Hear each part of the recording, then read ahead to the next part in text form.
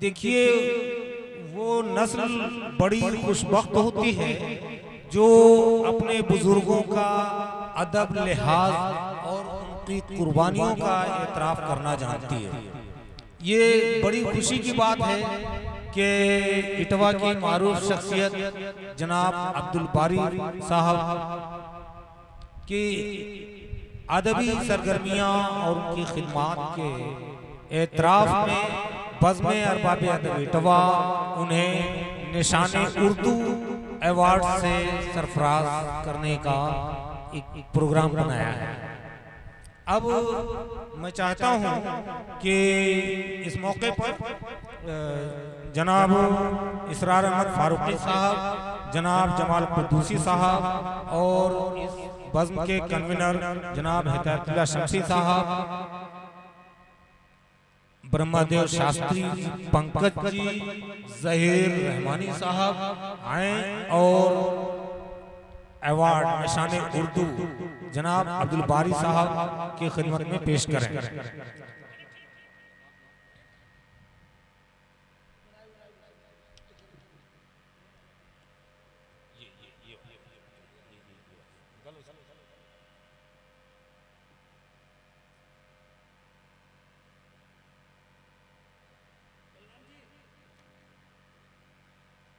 बलराम त्रिपाठी जी आइए भाई, ये बड़े एजाज का लम्हा है और ये एक तारीखी लम्हा है। ये एक तारीख रकम हो रही है कि बज़्म अरबाब अदब इटवा अपना पहला अवार्ड जनाब अब्दुल बारी साहब की खिदमत में पेश कर रही है। हम इसके लिए बज़्म अरबाब अदब इटवा के मशकूर ममनून हैं।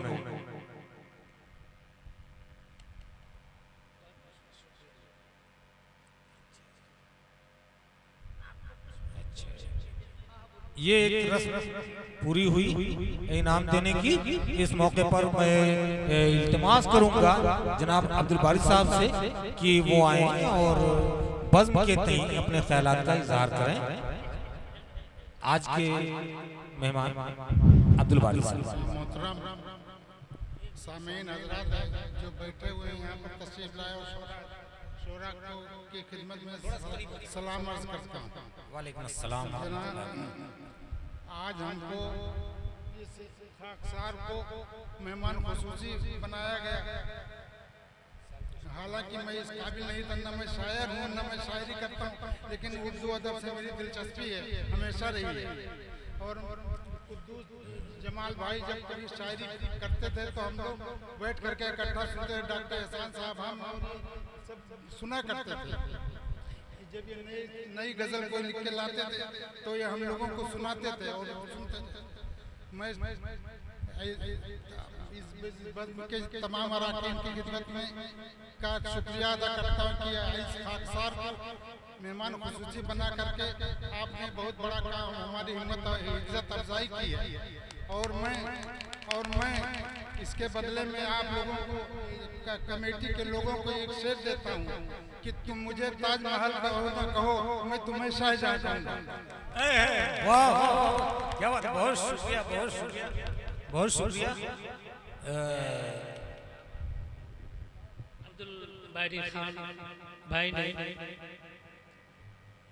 जिनकी आवाज कभी सुनने के लिए लोग आवाज सुनने पर वाह करते थे, लेकिन वक्त और उम्र का तकाजा और कुछ बीमारियों ने ऐसा घेरा कि अब ज़बान जो है लड़खड़ा रही है। लेकिन अभी कल की बात है कि उनकी आवाज में एक हलावत होती थी, मिठास होती थी, कहने का अंदाज जुदा गाना होता था। उनकी मुशायरे में जब मुख्तसर तकरीर होती थी तो लोग बहुत पसंद करते थे। और इस नाचीज को सराहने में अब्दुल बारी भाई का बहुत बड़ा हाथ है। उन्होंने सच कहा कि बहुत पहले यानी 300